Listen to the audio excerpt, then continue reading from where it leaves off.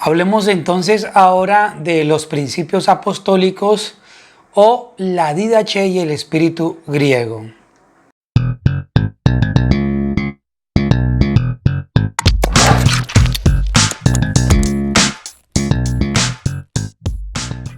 Bueno, entre los primeros intentos de los cristianos por tratar de establecer unos principios o, filosóficamente hablando, por tratar de objetivar la subjetividad de las revelaciones dadas en los evangelios y en las epístolas paulinas, por supuesto, no solo las paulinas, sino también las universales, para establecer finalmente la dogmática de todo el cristianismo o del cristianismo primigenio.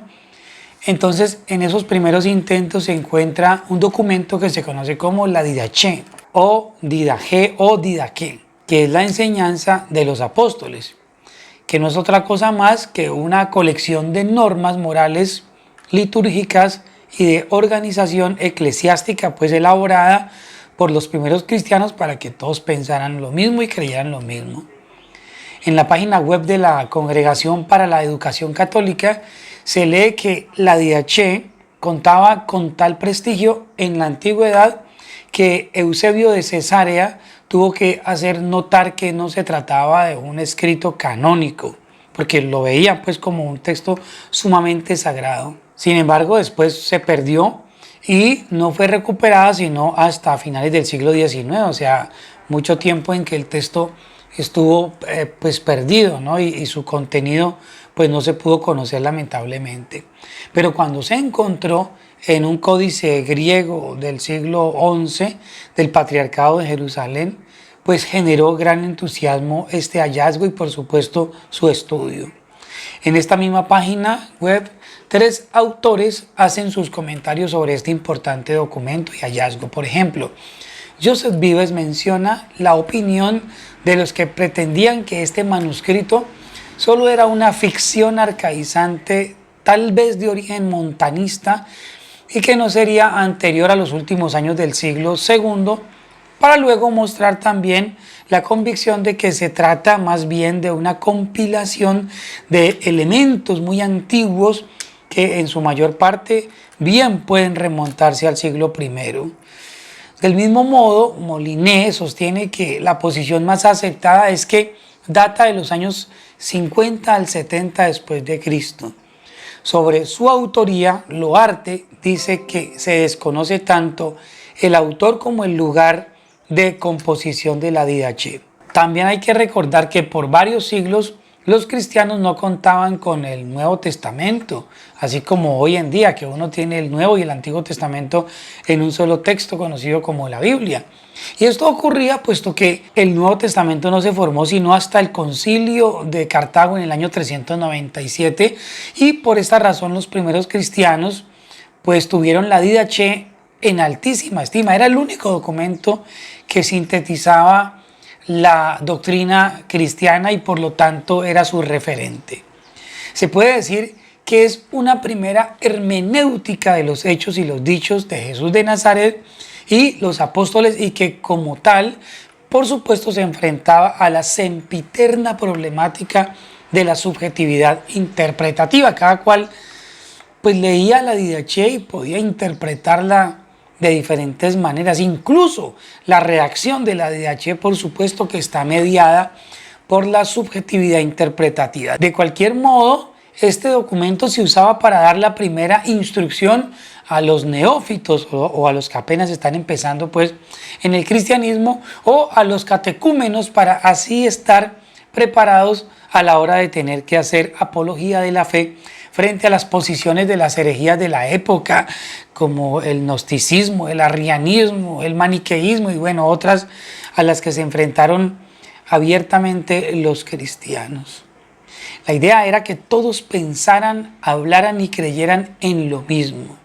Para eso fueron escritos, para eso existía la Didache, para unificar criterios, eran los fundamentos dogmáticos, de modo que al ser vistos o escuchados los cristianos por personas externas, fuera evidente la uniformidad de los cristianos, tal como lo dice en el libro de Hechos de los Apóstoles, capítulo 4, verso 13, donde se hace referencia a esto cuando dice: Entonces, viendo el denuedo de Pedro y de Juan, y sabiendo que eran hombres sin letras y del vulgo, se maravillaban y les reconocían que habían estado con Jesús. Es decir, los cristianos tienen elementos comunes que los identifican.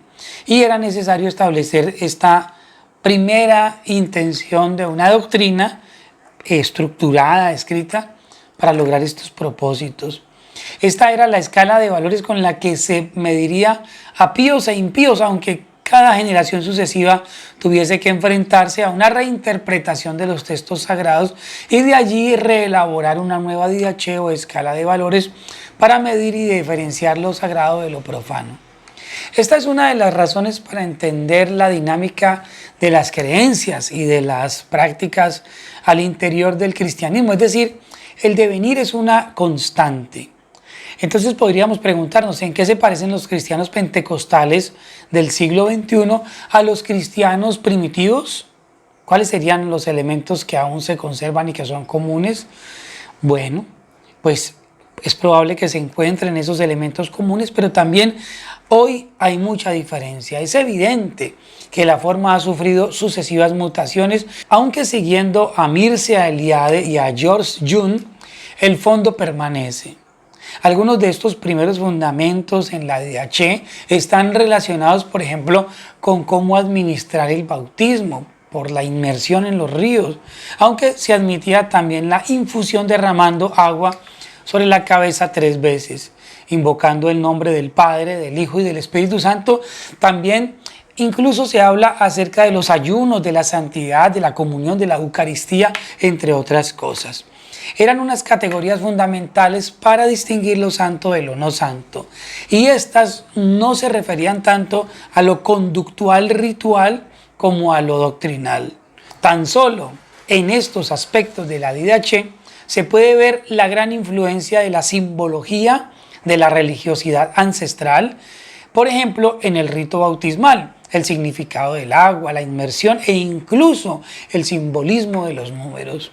Al respecto, Mircea Eliade nuevamente habla de la estructura del simbolismo acuático y asegura que, a propósito de la historia ejemplar del bautismo, los padres de la Iglesia no han dejado de explorar ciertos valores precristianos y universales del simbolismo acuático, aún tomándose la libertad de enriquecerlos con nuevas significaciones en relación con la existencia histórica de Cristo. Estos símbolos están presentes en todas las expresiones religiosas. Como las declaraciones de la didache son una interpretación del Evangelio y en general de todas las Sagradas Escrituras, por supuesto van a provocar múltiples reacciones que van a dar como resultado una considerable variedad de corrientes cristianas. En palabras plotinianas, de lo uno a lo múltiple, de lo simple a lo complejo. Según López, hay ya en este primer esfuerzo por establecer unos principios fundamentales, sobre todo en la invocación, por ejemplo, bautismal de los 3 títulos Padre, Hijo y Espíritu Santo, gran influencia de la doctrina del Logos de Filón de Alejandría en lo referente a la idea del Logos como intermediario entre Dios y los hombres, el más antiguo de los seres, el primogénito de Dios, la imagen de Dios pero inferior a Dios, no ingénito como Dios. Esto pues nos va a demostrar la presencia inicial del elemento pagano, es decir, de las categorías filosóficas en la teología de principios del cristianismo. Aquí vemos cómo la doctrina de la Trinidad está enriquecida con los elementos de la filosofía de, por ejemplo, Filón de Alejandría, en lo que tiene que ver con su concepción acerca del Logos.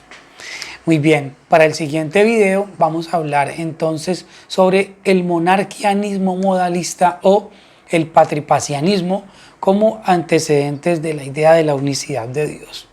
Entonces los espero, muchas gracias por acompañarnos, nos vemos, chao.